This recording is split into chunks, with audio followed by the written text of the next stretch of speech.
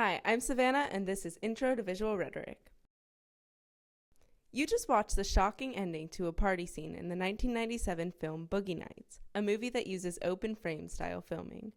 So, what exactly is open frame? Well, let's take it back to the beginning of the scene, and I'll explain to you exactly what I mean. In this scene, little Bill is wandering through a party.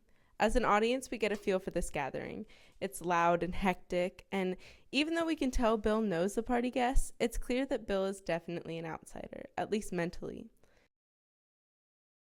Characters pass in and out of the frame, and the entire scene is done in one shot, thus making the party seem more realistic. If you'll notice, Bill freely wanders in and out of the frame, like he does right here. As he does so, the audience is always subliminally aware of the area outside of the frame, which is a key aspect of open framing that the language of film touches on.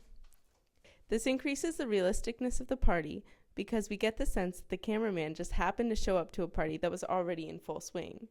This small detail of the film's composition might seem irrelevant until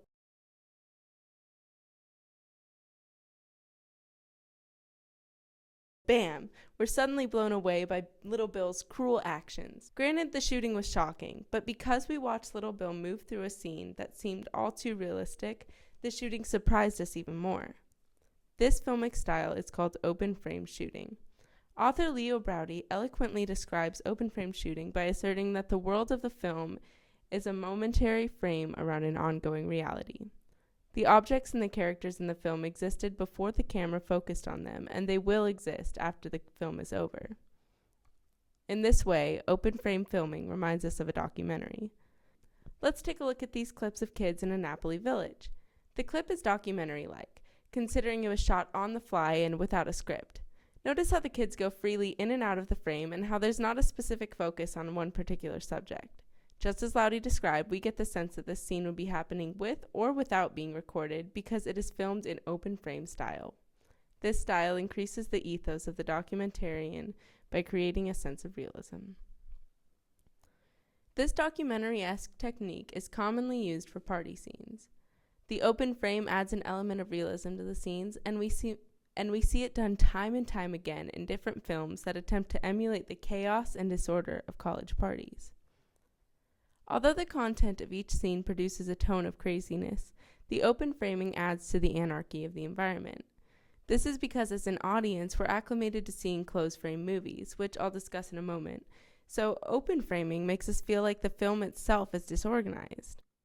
Now, it might seem a little counterintuitive, but this is actually the director's goal. I mean, they're shooting an out-of-hand party, so they want you to feel like even the directors couldn't get a grip on this party, and even the editors couldn't either. While open framing evokes a sense of disorder, some directors choose to use closed framing to capture their party scene.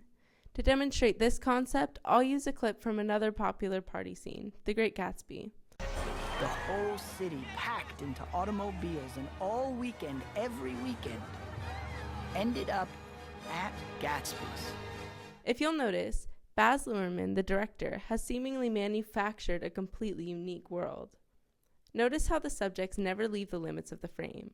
The moving cars reach the bounds of our screens and the shot changes before we ever see the car or person or whatever the focus of the shot is leave the frame. Therefore, the frame completely encloses the world.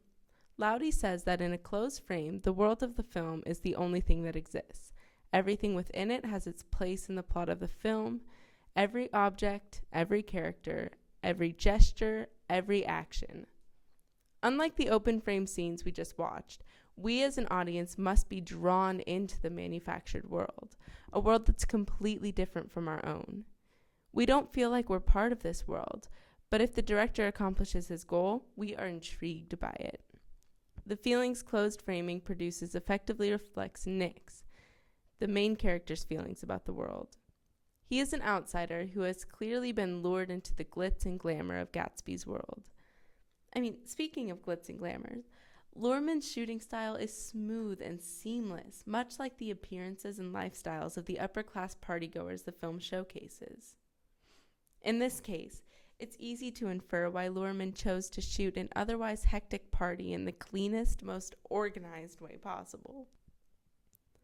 A common thread is evident through other films that shoot party scenes in a closed frame format. Most of them showcase a world that is completely different from our own, much like The Great Gatsby. Take a look at this clip from The Labyrinth, for example. Obviously, this isn't a scene most viewers can relate with or readily insert themselves into. It's been carefully crafted by the director and therefore thrives best through the lens of closed-frame filming. Revenge of the Nerds also attempts to give viewers insight into a different universe, so it too utilizes the most common shooting technique.